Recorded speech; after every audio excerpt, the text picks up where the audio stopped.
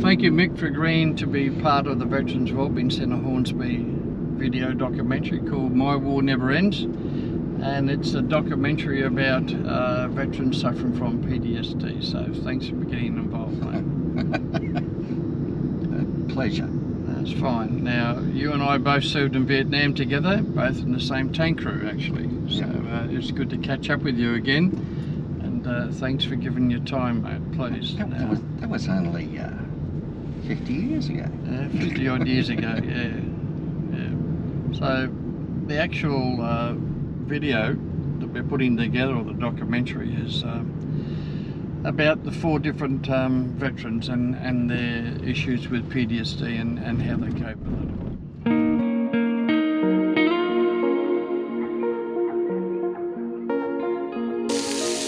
Had this sort of thing happened earlier, Yeah. I think it would have been a different outcome. I think it's necessary that Yep. you talk about what it is rather than bottle it up. Ross, thanks for coming along today to join us at our video, the Veterans Wellbeing Centre video on My War Never Ends. Now, the idea of the videos is we're interviewing different veterans, Army, Navy, Air Force guys and ladies, to see how they've been travelling and their journey through life suffering from PTSD. So thanks again. And unusual setting, we're doing this in a caravan, because I know you're into caravans. It's not your particular caravan, but I think you've had 3 caravans or something? Yeah. I've had for 25 years now. Yeah, so I thought it'd be less sterile than trying to sit in an office somewhere. So basically you're a Vietnam vet? I am. Okay. And infantry, because I can tell by your shirt, Yep. 9 RAR. Yeah, I was posted to 9 RAR in country. Okay, so tell me a little bit about you going to Vietnam. You're a national serviceman? I was called up in 1967 Yeah. and went into the basic training, and then I went to infantry training. Then I was posted to the reinforcement battalion. I was there for a while before flying over to Vietnam and being posted to 9 RAR. Okay, did you have a choice about going to infantry or not, or you just a numbers game? They said you had a choice to go to all, Yeah. but it didn't happen like that. It just didn't happen. But in fairness, I wasn't particularly worried about going to infantry. Yep. I didn't necessarily want to go to anywhere else, and I thought, if I'm getting called up, Yep. I may as well see what it's all about. All So right. I wasn't at all perturbed about going to infantry, and in the long run I think that was probably the best thing for me. Good.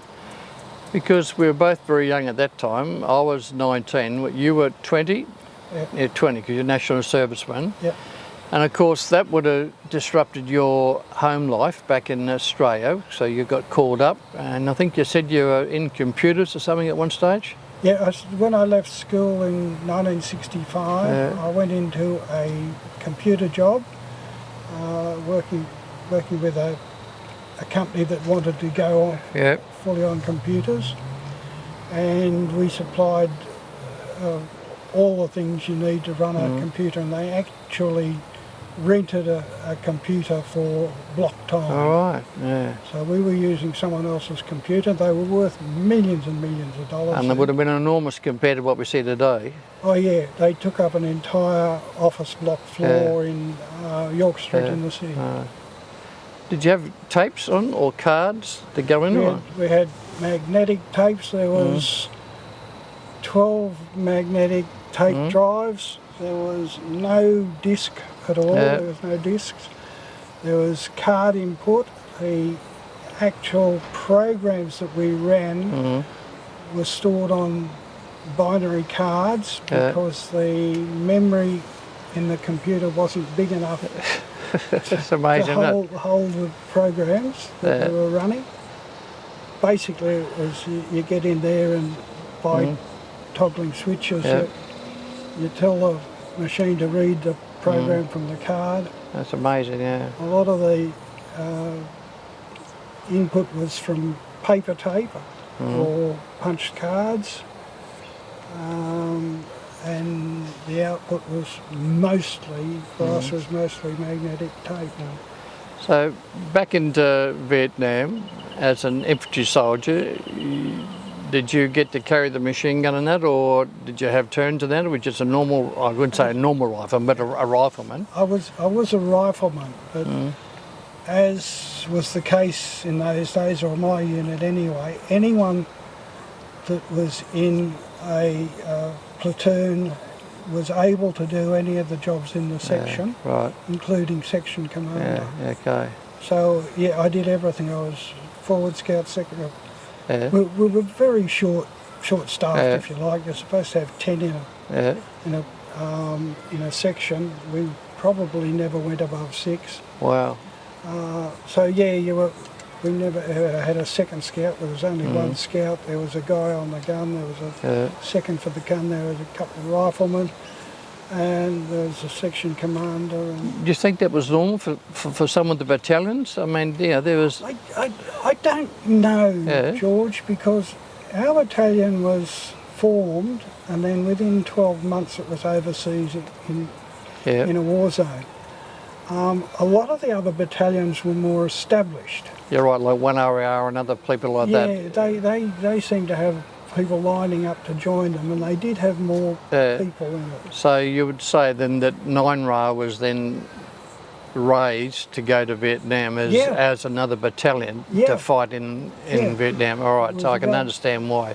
Raised specifically to go to Vietnam, and it's the only battalion that ever did only one tour. Yeah. Because they pulled the plug while they were training for their second tour. Okay, because that rotation takes a couple of years to go through all the battalions. Yep.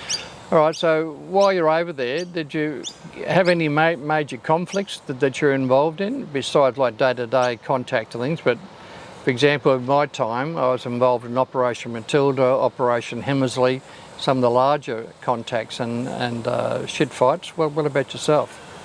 To my knowledge, there was no large conflict. We were a unit that fairly much went out on its own pretty much most of the time, and because of that, we were on our own, and a lot of the things we did were small. Like there was search and destroy. One particular incident where we were.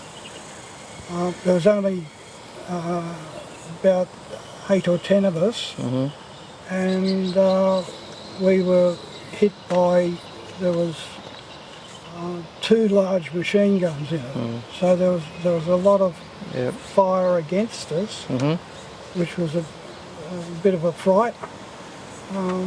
But yeah, we basically just kept our head down and called in what sort of... So you would have gone out mainly on search and destroy missions and things to that, perhaps? Yeah, search and destroy, and we were really called out to a lot of different areas to support other groups. Right, yeah. We were called out to move to move some mobile artillery at one stage for the Americans, and we were often called on if there was something else happening and we had to move fast and get out to some other area. All right. Did you go, sorry to interrupt you, APCs or choppers to get APCs, choppers, and a lot of walking. A lot of walking. All right, so you've done your time in Vietnam and you come back. You did 12 months in tour? I didn't do the battalion did 12 months, but I was discharged from the army before I was 12 months in country. Okay, all right. My time in Vietnam was coming up. Okay, all right. So you're back in Australia now. I know we spoke about this a bit earlier when we were having a barbie, that the company you worked for had to give you back your job, your employment. Yes, the law said that you had to be able to take your job back when you finished. Problem was, I was in an industry that was moving very, very rapidly at that stage in the data processing area, what they call data processing there. And the person when I came back, the person I was working for was actually the guy I trained to take my job when I was called out. So you were kind of 2 years behind, really. I was 2 years behind, in an industry where that was pretty critical. And that just moved so fast. Okay, so you settled back in. Did you stay long in that role, or did you start looking for other work? I stayed another 12 months there because I told myself I've got to stay 12 months. Yep. And then I went to a different company. Okay, doing the same type of computer stuff, or? Very different machine computers. by then. Yeah. It was a very different machine. I went to a large company that had its own computer in-house, that it was running for 24 hours. And we did a rotating shift. Right. So the running all the time, continuously running. Yep. All right, so you settled in. When did you meet Leslie? Did you meet her before you went to Vietnam or after, with your darling wife? That was after I'd come back. All right, okay. Yep, it was probably 12 to 18 months after I came back. Did you know before you went to Vietnam? No. No. So just walking down the street one day and you're hit by this gorgeous woman that was walking towards you. I met her in a pub. Excellent. And you've been married ever since? Been married, it was a while before she actually forced me to tie the knot. We've been married, for nearly 50 years now. Well done. Okay, and she stuck with you through thick and thin? That was vitally important. Yeah. It was vitally important that I had the support when I was going through the tough times. Let's broach some of these tough times, because I know you and I meet socially outside when we do our men's table and our gym together, and I know I'm aware you had some difficulties throughout your life with PTSD. So was there any one particular time that you noticed that you started to have some issues? It was all very slow. It seemed to happen very slowly, in that I just started not sleeping properly. Okay. That was probably the first part of it. And then that got a little harder, and then I started the nightmares. And So roughly how long since Vietnam? it was 25 years after Vietnam. Okay, so I've heard this before, where an incident or something just seems to trigger off PTSD.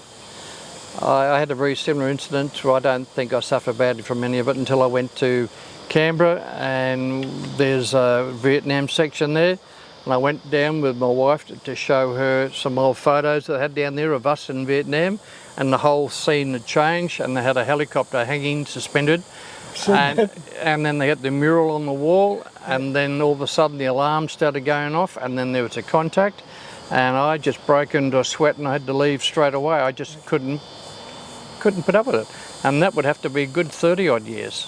Yeah, that had the same impact with me, and a lot of the people in 902 say the same thing. One guy claims when that happened in the War Memorial, he hit the ground. Yeah, it was frightening because it was so real, and the helicopters obviously doesn't fly, but the lights are up and down, there's a mural on the wall, and there's a proper contact drill happening at the back. Or not a drill, a proper contact noise. There's a Huey helicopter noise. Yeah, a waka waka waka waka. Okay, so just jumping back again, you started to have some sleep issues. Yeah, what happened, it was just getting harder and harder, and I had started having the nightmares.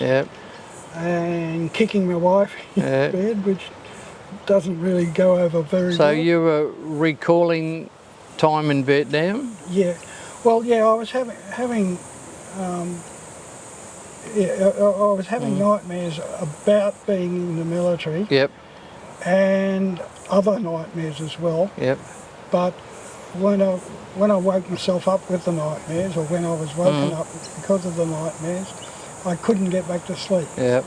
So I was then going to work after having had no sleep. This became worse and worse. Of course, The trigger actually was not what you expect. I'd had some issues with an ankle.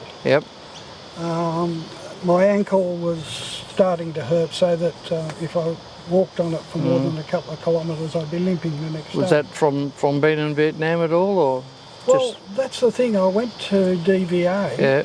and had them check it out, and they said, yes, there's a problem. What was the incident that caused it? Ah, yes, yeah. And there was no incident Yeah, that caused okay, it in the army. Yeah, And they said, and I don't know, what they were saying was that if I got it during training, I couldn't make a claim on DVA. But if I got it in Vietnam, yeah. I could make a claim on Vietnam, on DVA, Okay. which is pretty bloody silly. It is. But it was, maybe it started during the training, and maybe it just got worse. Okay, Actually, yeah. in Vietnam. Because But the thing I was, know it's difficult to try and get support a lot of times from DVA and claims in, because I know I had to go back and call up 28 years of medical documents, and when I got those I didn't realise how many times I had been to the RAP and things. You should forget about some of the incidents. Well, I hadn't, because in Vietnam you don't go to the RAP. Exactly. They fly out a bandage or something like that. And Okay, what so happened with me is I went to Vietnam veterans with this ankle problem, and they said, no, you've been knocked back. And I actually lost it then. There was anger, there was frustration, there was a whole lot of it, and I really lost it. And this guy at Vietnam veterans was just sitting there taking notes and ticking boxes on forms, things like that. And when I finished, I apologised, and he said, no, that's all right, can you explain that again to someone else for me? I said, yeah. And I went to another guy and explained what it was, and I got worked up and irate and cranky at the lack of support from DVA.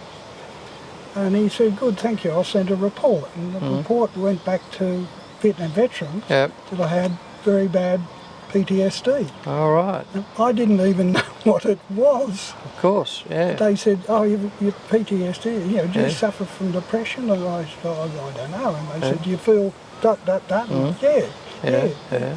Do you feel as though you're a burden to your family? Yeah.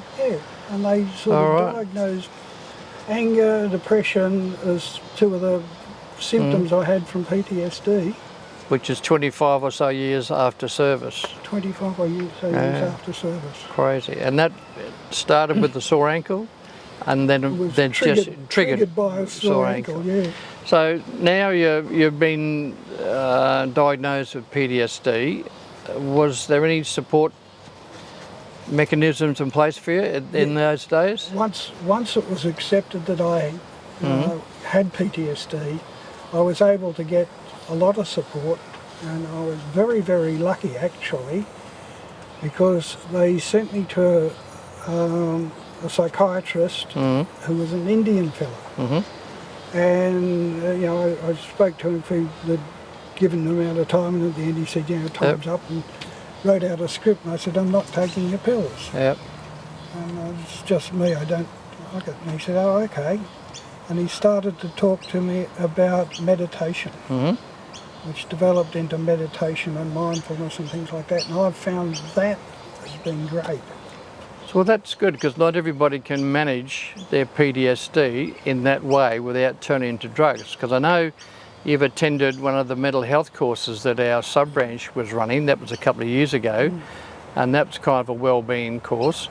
And I know you mentioned then about your ability to be able to use your mind and then control your PTSD, which I think is a great idea, but not everybody's capable of doing that. And I'm not capable of doing it all of the time. Oh, right. It still comes back occasionally, and I still get anger and frustration and depression, but I can work on it, and I think if you do your mindfulness exercises or meditation exercises, I believe, for me anyway, it works better than pills. Well, I think that's great. So just expand a little bit on how you do your mindfulness and that, because I'm sure there's others that will watch this video who would like to get off their pills that they take and are thinking, well, this guy must be crazy. How are you going to work all this out? But you obviously have a key to it.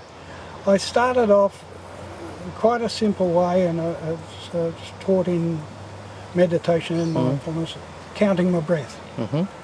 And you don't have to count it accurately, you don't have to worry about that, just count your breaths. And then if you lose count, you start again somewhere between 50 and 100 or whatever. And you just, by counting your breath, you're learning to control your breathing. And what that's doing is it's giving you the power of the thought. Now, Yes. if you run a normal day, you get what a lot of the Buddhists and meditators call monkey mind, which means your mind is bouncing all over the place and bounces from branch to branch. And what you think about is controlled by your mind, not you. Exactly, yeah. And if you try this breathing technique or mindfulness and things like that, you then have control over what your mind thinks about. When you start to think about something dramatic, you say, okay, I accept that, now go back to counting the breathing. These days I don't count my breaths, I don't have to. I can just sort of think about something that is about me. You can feel, just imagine you were swimming down your arm, and going down and into the fingertips and swimming back up and going down and checking out your body down to your toes. And that gives you, it gives you an idea of what your body is. And that your subconscious mind isn't interrupting all the time. Exactly. And telling you to think about that or worry about this or do that. It's, so what do you call it before? Monkey mind. Monkey mind. And monkey mind. No, Jumps around all over the I think place. you're right there. Many a night when just normal, when you've had a busy day, trying to relax.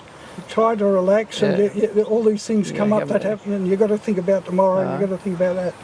If you start to think about breathing, something that's slow and casual. So you're actually controlling your thoughts. All right, so let's just jump back a little bit. So you've spoken to the Indian doctor. He's explained to you about this mindfulness and the deep breathing methods to overcome your PTSD. Did you have issues around that with employment and things at the same time, trying to maintain jobs and stuff when you're so angry? Maintaining jobs, that's part of what it was. I didn't realise it was PTSD, but maintaining jobs at about the time my ankle started to go was really, really bad. I was getting angry with the people I was working for because in my mind I was thinking, these people are fighting for their life and the life of their children, and you're stuffing around with bloody internal politics about who should be doing which memo to who. And you just get frustrated with their narrow-mindedness. And that's all part of the PTSD journey, isn't it, really? Because you can't process all this rubbish that's going on around you. Because there's more important things in life. Okay, so you've overcome this and...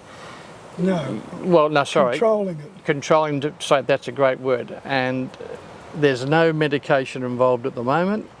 What about your caravanning? Has that helped you get like a mindful space to be somewhere, out and about? Yes. What you do is you go out and then you pick a town, what I do anyway. Go out and pick a town and book the caravan in for 2, 3, 4, 5 nights. And then you might stay there.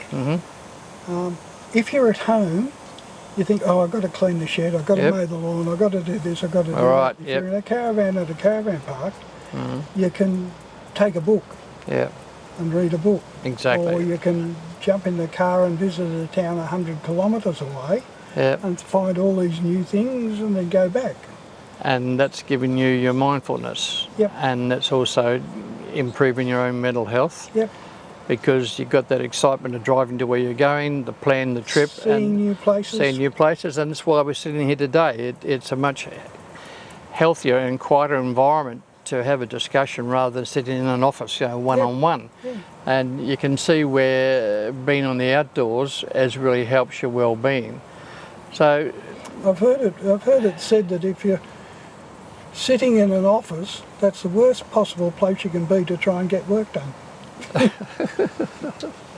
Okay, look, I reckon you've really hit the nail on the head with this idea of this mindfulness. and your mental health well-being, and I know it's an ongoing journey. It's worked for me so far. Well, and I think others will watch this video and say, hey, I might try that out, because there's lots of help out there. And I know at the end of this video we're going to post on the bottom of the video the various contact details for help and assistance, like Lifeline and other places. But we'd like to thank you for coming along and getting involved and staying with us and being honest and explaining your journey. And I think that a couple of keys I pick up from it, key points, is 25 years when it came up, an ankle, and then your mental health well-being and the way you control it. So I think that's fabulous. So thank you very much. Thank you. Thank you, George. You're welcome. You're welcome. It's good to have you up here. No, it's a good break. Okay, excellent. I think it's going to be good. Thanks, mate. Excellent.